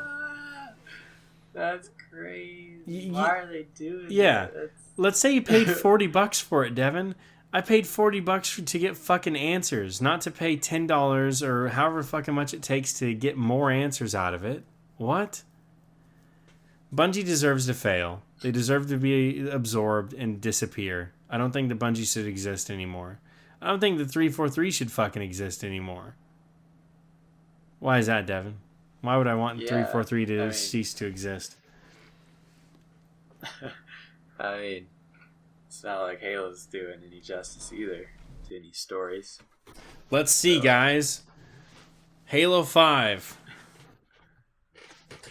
makes Cortana a space villain that somehow cured her rampancy that was really cool in Halo 4 and made her a massive genocidal fucking maniac in Halo 5 that then somehow stopped being really hot and then was wearing like full zip-up clothes to hide any feminine qualities about her. And then whenever they release the titties away, and Jordan got angry. Oh yeah, if you remove the titties, I get mad. It's like the whole "if Daryl dies, we riot" from The Walking Dead. Whenever that was still a thing, it's like if they get rid of Cortana's titties, I'm fucking going nuts. But Halo Infinite is a retcon. It's a soft reboot. People hated Halo 5 so much because it was a fucking lie. They rebooted Halo Infinite, and Halo Infinite was just a bad breakup game. You spend the entire time wondering what the fuck happened, knowing what happened the entire time. You've killed Cortana, and she's saying bye-bye, and somehow grows a conscience after destroying everything. And you know what they've done now, Devin? Halo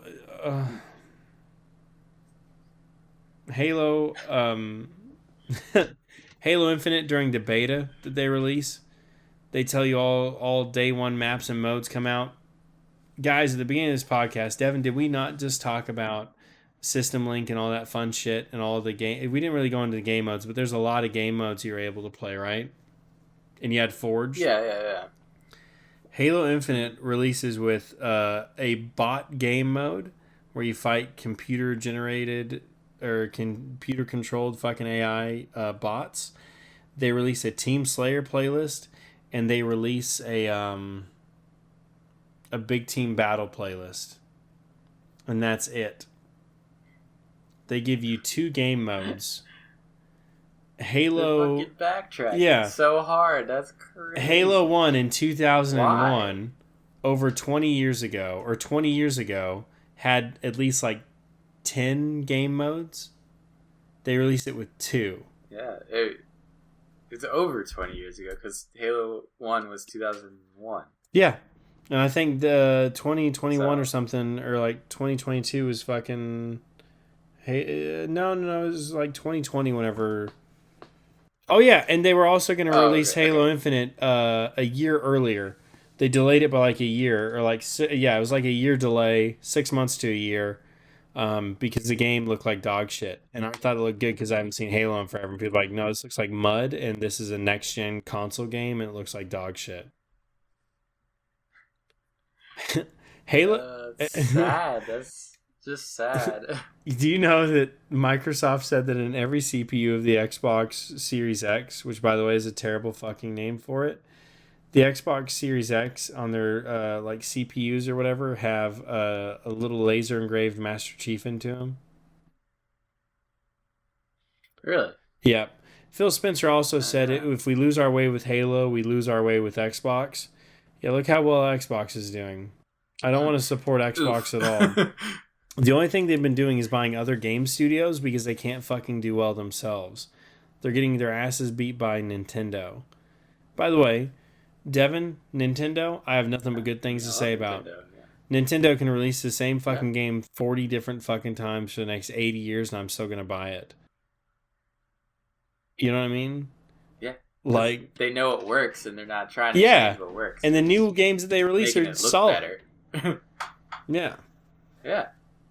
I mean, look at Legend of fucking Zelda. I mean, they're killing shit right now. Oh yeah, dude, it's fucking nuts. Oh, I forgot to tell you the most beautiful part about Halo Infinite and my first interaction with it. Halo 2 comes out, right? And I have a pamphlet. I literally have it in my closet, or it might be in my drawer or my desk. Regardless, I have it. I've kept it folded up for the past. Let's see here, Devin. Halo 2 release. 2004. Okay, November 9th. Okay, so for the past 19 years, okay, and this is actually before that, so see how I knew that, by the way? Like, I love that. I was on it. This is why we're married. So, yes. 19 years, I have kept this piece of paper from GameStop showing the release. There is a Spartan that is white with secondary colors of blue holding SMGs on Lockout, but it's like it has a square little box next to this article of like showing the Lockout sword location or something like that, I believe. But it has a Spartan that's bigger than the frame, white and blue, dual wielding SMGs, and I went, holy fuck, I want my Spartan to look like that. Like dual wielding him, kind of like the cover of Halo 2? No, like, no. It's just basically like the idle animation of like if you're just standing there holding him. But oh, gotcha. The color scheme, I went, holy shit, white and blue looks so fucking cool. It changed the entire way that I did my color scheme. But by the way, that was so iconic for me as a kid. That's my default color scheme to everything. It's always white and blue. That is like my go-to deal. So, I feel that. Yeah, it changes everything I do. Halo Infinite goes to a free-to-play multiplayer model, which nobody asked for, and you can't choose your base colors at all. Well, you can choose your base colors, but you can't customize them at all. There's no secondary colors or armor coatings that you'll end up having to pay for. You know what the first armor coating is that you can pay for in the little test run beta with the 2 game modes that they say, you know, we're releasing Halo early with all day 1 maps and modes. No, actually, yeah, they released Halo Infinite multiplayer 2 weeks before the actual game, which they said they weren't going to do. They said they were releasing it with all day 1 maps and modes, which was 2 fucking playlists with maybe like 3 different game modes on them. You know, the base Halo 1, 20 years ago fucking did it, with 10 times that. Devin, the first color scheme that is in the shop is white and blue. Not even the white and blue that I would use.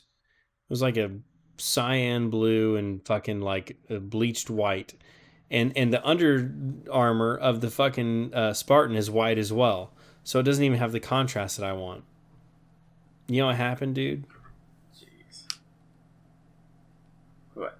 I bought it. You know how much it cost? I got you. Oh, please tell me it wasn't a lot. How much do you think it was?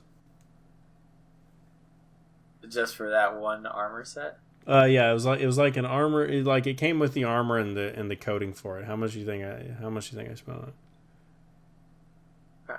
I would hope like $7. I spent $20. Oh no! I was so hyped. No, I said, "Hey, you know what? doing? I'm gonna get into the hype. I'm not gonna bitch about this. This will be the one thing that I buy." By the way, that's how these dumb motherfuckers get you. It's the one thing I'll buy, and I play it constantly for weeks. I am kicking ass.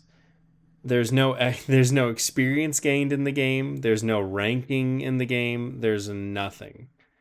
The game is literally just playing complete challenges that make you play a certain way that you don't want to play to get points to upgrade something. I think it was like a fucking dumbass battle pass or something like that I completed in like a few weeks.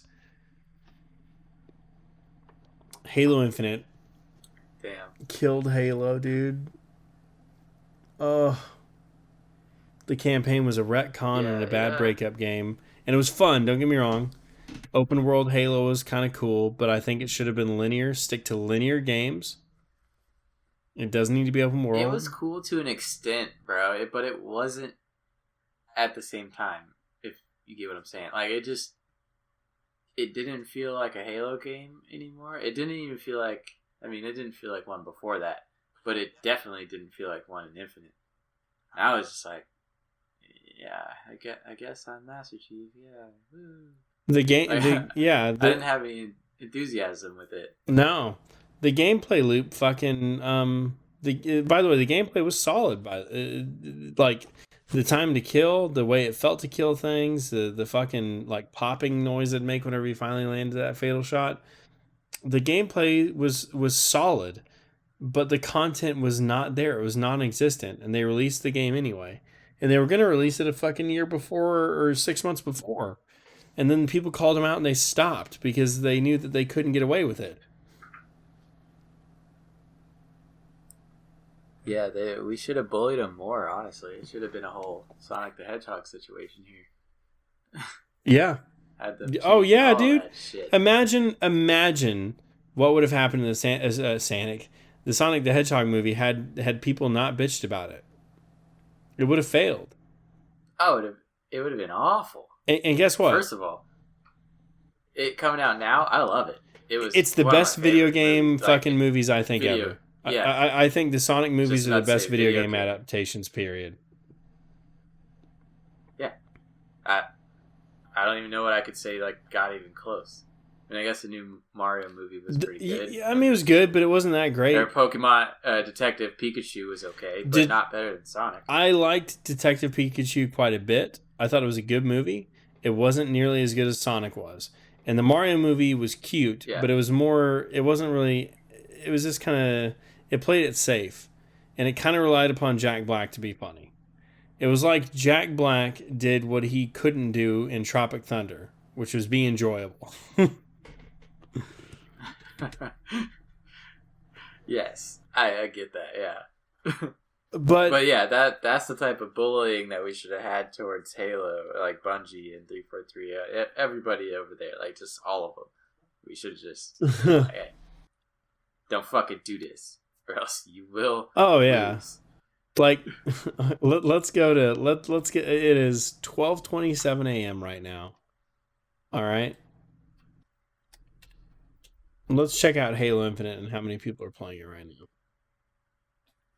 Yeah, let's see. A little. The flagship. Well, first of all, it's 12:27 for you. It's 9:27 for me. Yep. So it is different time periods. Let's see, who's all playing. It is beyond peak gaming hours. This is granted. Okay.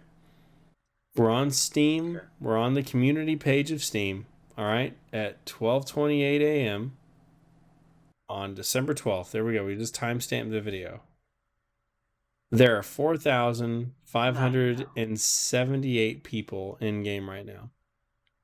This is a game series that redefined first-person shooters. It literally changed the way that people talked about it. It revolutionized gaming. Period. Okay. Yeah. How much does Team Fortress 2 have? Team Fortress 2. Oh my fucking god. Team Fortress 2 has 64,679 people in game right now. This game came out in 2007, bro. It's blowing it out the water. That's great. And by the way, it's a super popular, successful game, but it went through a little drought. Titanfall 2. Let's how many people are on Titanfall 2? Okay, there's 1,700 people on Titanfall 2. But Titanfall 2 it's behind right now. It's behind. It's come back. Oh, it is. But it's just I just don't get it, man. How do you fall off so hard? Here's something that's going to be insane. Counter-Strike 2, all right? This game came out in 2012, all right? This is basically CSGO, but they just renamed it too. 567,301 people in game. 500,000 people in game. This game came out over 10 years ago. Halo Infinite fucking came out. When did it come out? Let's find this out, Devin. 2021. Was that last year? 2 years. Oh, 21. Yeah, okay. By the way, I think you can find the peak all-time players on this shit, and I mean it was a couple 100,000 people. That's on how bad this is. Even though they're trying to do good work and they're getting better, no, you just no, you don't get it. I can only imagine the number of people when Halo 2 and Halo 3 and Halo Reach were peak. It had to have been 500,000. It had to have been in that range. And that was before it was everybody even had the access like that. And how many people did you say? That many people playing. I would imagine 500,000 at Halo peak times, Halo 2, Halo 3, maybe 3 because Live became more accessible after that. They literally posted something about Halo Infinite getting a certain amount of people.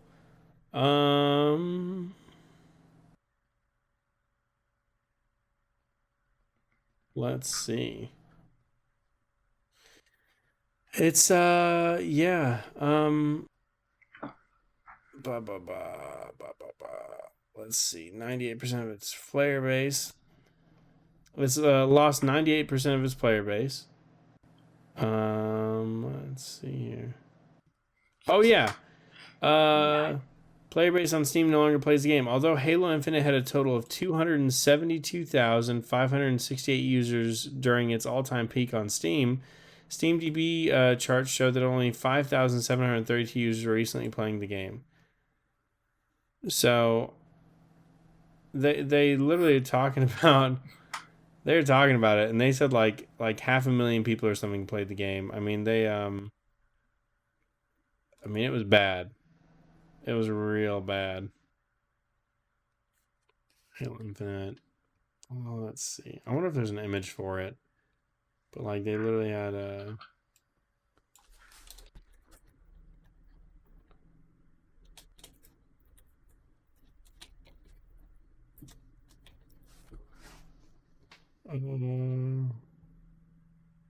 maybe this is it. Let me see here.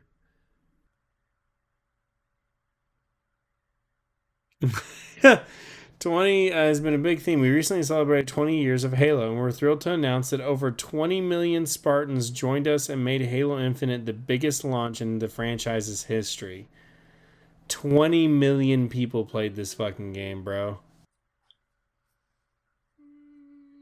Yep, Halo Infinite, more than 20 million players, biggest launch in Halo history. Between the Xbox and Steam. So it dropped hard. Yes. Like it dropped the hardest it could possibly drop. It's impossible to drop harder, short of just ceasing to exist. See, this is where my issue runs into it. Literally would have to just shut off. Yeah. For it to drop harder than it did. They've phoned it in at such a galactic level. They've literally fired everybody in charge. They've literally removed all of the people in charge of 343.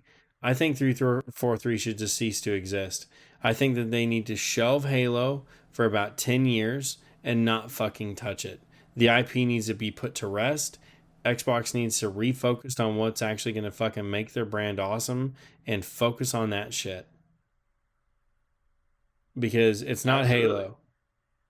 Halo fell off. It's antiquated. It's become the grandpa game now. Honestly, what they should do is, like you said, shelve Halo. They should stop everything that they're doing with Destiny.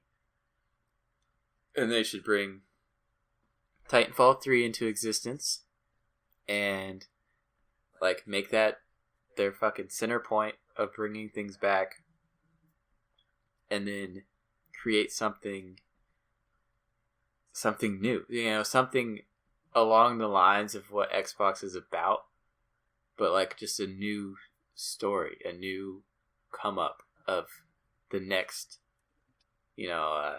generational thing. Like this time to let these ones die, because everybody's going to be like, oh, fucking Halo sucked, Destiny sucked, oh shit, Titanfall's back, oh yeah, shit, this thing that we've never heard of is here, what is this, oh bam bam, now they're competing against each other and they're like killing the game. They can come up just like Halo and Call of Duty came up together. Oh yeah, dude, just like go to that. They could also do, this would be my only caveat to that, don't release a Master Chief game again. Release side games. Oh yeah, no. Also, another thing that hurt Halo. Don't even release anything Halo related. By the way, I don't disagree with that either. I'm saying that the only caveat to what I'm saying is that the only way I would ever accept anything less would be to not release something with Master Chief in it. Release ODST 2. Release a spin-off game that's so different from what the fuck we played on Halo and make it a good Halo game. It's awesome. But I think they should shelve it for a long fucking time. You know what I mean? If there are 200 people working for 343, let's say there's 100 people working for 343, 6,000 players playing the game is not enough to keep the lights on. Not even close. You know what I mean? Like, by the way, for as much as Destiny, let's check Destiny's player count. Like, Destiny 2. 36,000 people. That's about half of what it used to be whenever I logged off, whenever I stopped playing. But 36,000 people are on this. This game came out in 2019. Oh, fuck you. It didn't come out in 2019. What a dumb piece of shit. But, like, that's it. I mean, it's the crazy thing is, like, they're all just sad, you know? All the people playing Halo Infinite are sad. All the people playing Destiny 2 right now are sad. Sorry, listeners, if you're those people, you know you're sad. Come on, like, give the program, guys. But, yeah. They just need to cease to be. There needs to be a new guard. You know, I'm fine with my franchises dying. I hate that. That sucks. But I mean, how? You know, Halo Infinite. It's got to be new. It's got to be new. Halo Infinite literally left on a cliffhanger, and they're not doing anything with DLC. They failed. Period. And Phil Spencer, who I was like, dude, this dude's a fucking shit. He's doing the right thing.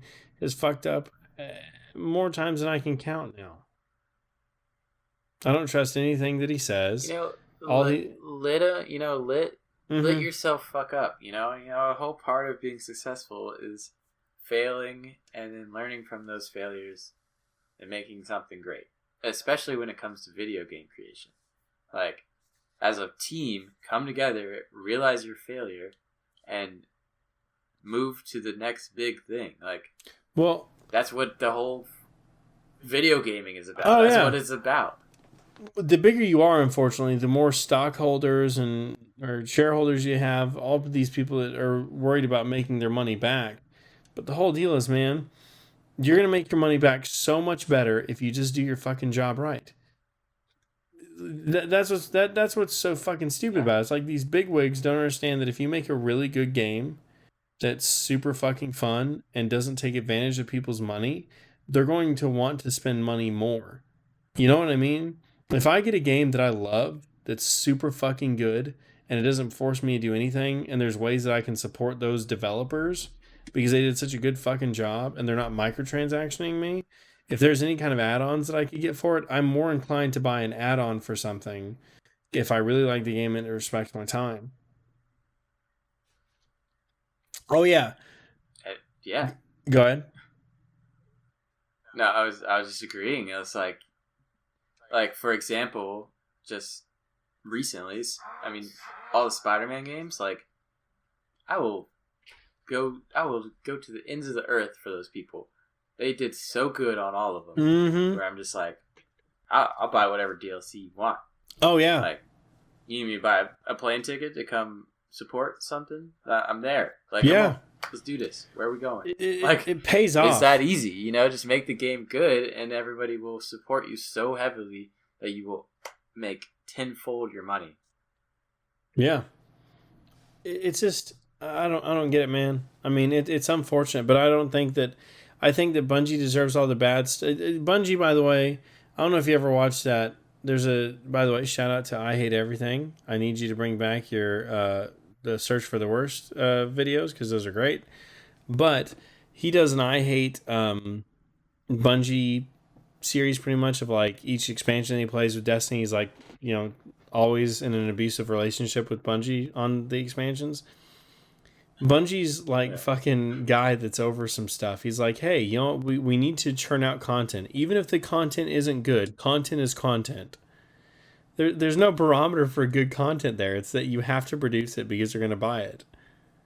So there's not even a quality control. Even if the content's okay, just release it anyway. Bungie doesn't need to exist anymore. They need to sizzle and not become anything. Now, granted, they're doing that fucking extraction shooter because everybody loves Tarkov. Fuck you. Marathon wasn't an extraction shooter. So, I mean... See, that's sad.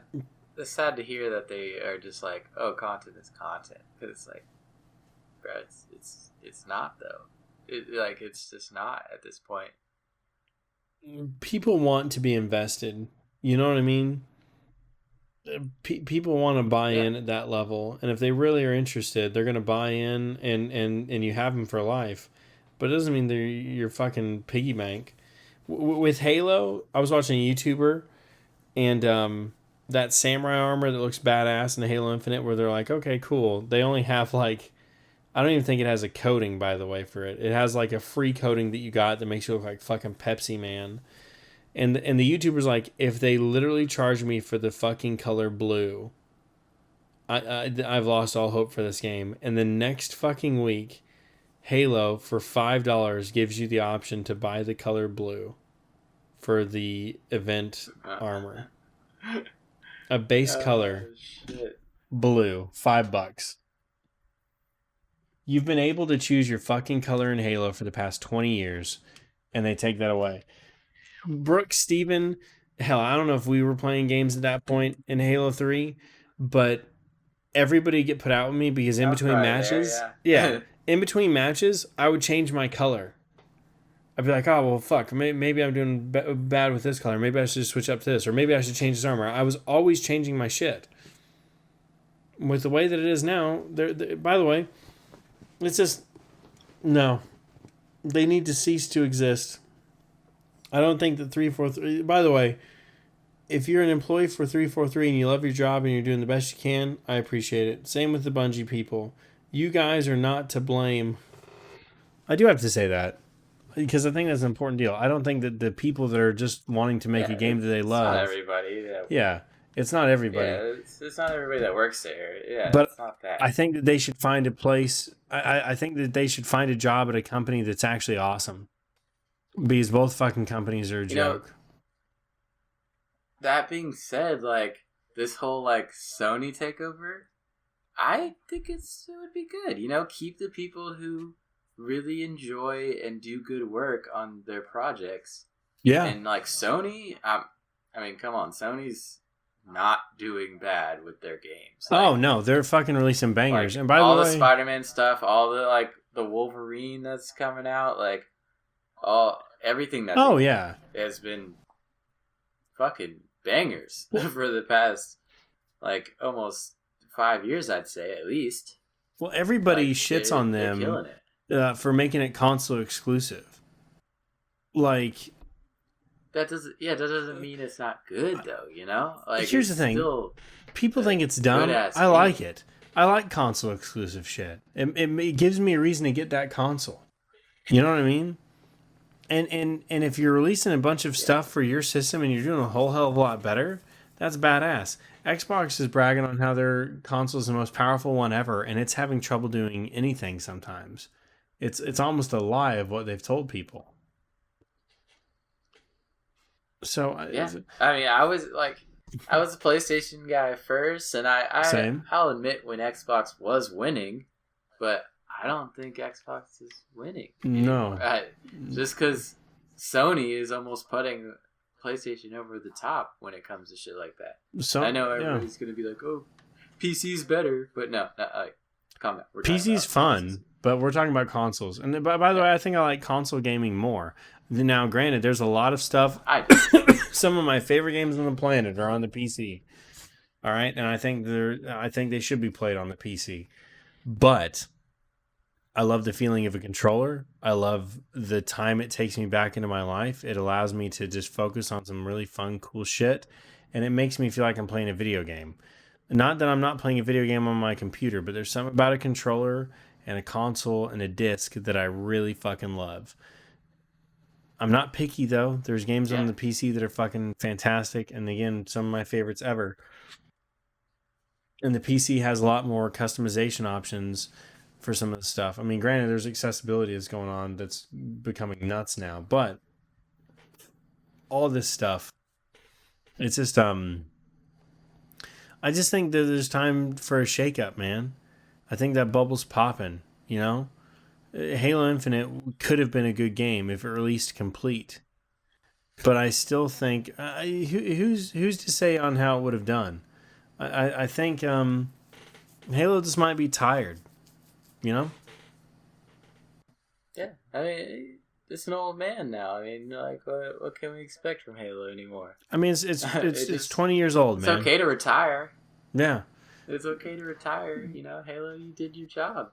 You fucked up at the end there, but like, just walk off into the sunset. You're fine. We still love you. It's I don't know, man. There's a huge fan base for it. You know what I mean? As much as you want to say, oh well, I don't really think you should be around anymore. I mean, we both are wrong to a degree because there's a huge player base for it, but how much of that is going to be fleeting? I mean, both studios have tarnished their reputation to such a point to where Xbox, I think they fuck up everything they touch. Now, granted, Xbox Game Pass sponsors us. Xbox Game Pass is probably the best deal on games. Period. It's fucking incredible. I will admit to that. Like that is, I had to drop my subscription because I was budgeting some shit. But like literally, it gave me a reason to play my Xbox. It gave me an excitement to play a game on my Xbox. It was like, well, shit, there's so much stuff, and it had it on the PC too, to where I could actually play with friends on games I didn't have. But I had the ability to play hundreds of different fucking games, and it was eventually saving me money. Even if I didn't use it, I know that a bunch of shit's going to get ported over to the PC and the Xbox. So, I mean, it's a really good deal. And Sony, by the way, I think that theirs isn't as good as Xbox, but some of the classic games that they have in their catalog that they bring, those are fucking awesome. They have a game called Ape Escape that I really, really love. And that's a really fun fucking game. Ape Escape, bro. Yeah. It's super fucking good. So it's just, I don't know, man. I think that everybody has their strengths and their weaknesses. I think it's time for, I don't know. I think it needs to be a shift. And I don't know when it's going to happen, but right now the current gaming landscape is shit. It's nowhere remotely good.